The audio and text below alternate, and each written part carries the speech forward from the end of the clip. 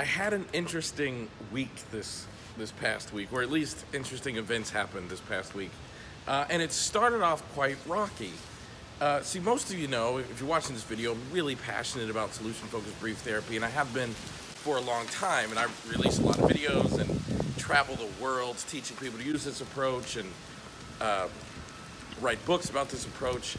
And there's an organization in our field that takes issue with the way that I do certain things and certain things about me that I can't change.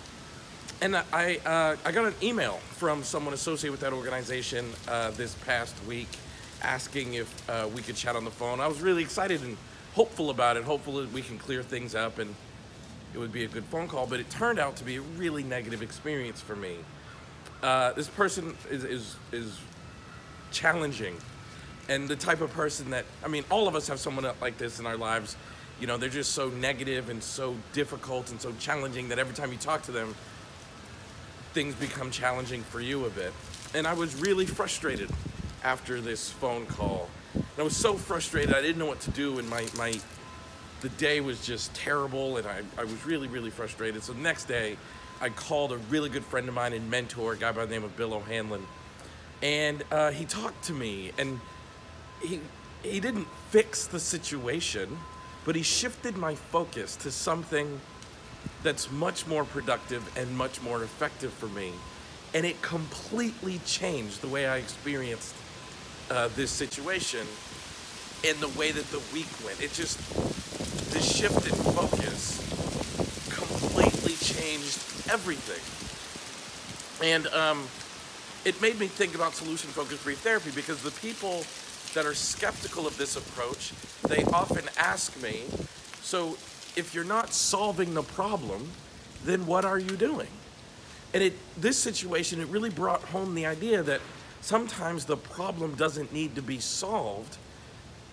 The attention needs to be placed on something more effective and more congruent to the person that you are.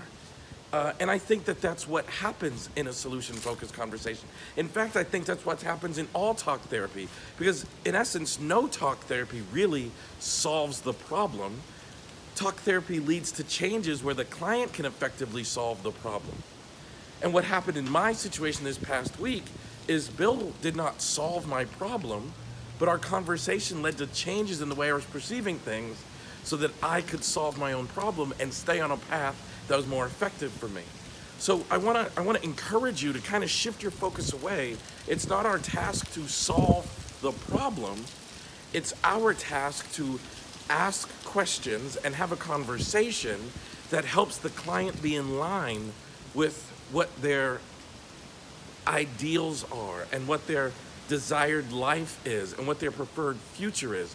Because when you're in that path, when you're heading towards what you'd like to be doing, what you'd like to be accomplishing most, you can deal with the hardships along the way so much better.